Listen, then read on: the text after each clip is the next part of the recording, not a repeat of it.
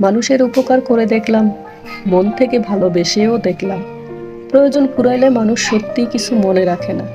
মানুষের স্মৃতিশক্তি শুধু নিজের স্বার্থের জন্যই তীব্র, আর অন্যের উপকারের বেলায় ওরা বড্ড ভয়ঙ্কর। মানুষ সৃষ্টির সেরা জীব ঠিক আছে, তবে জাতি হিসেবে কিন্তু সেরা বেঈমান।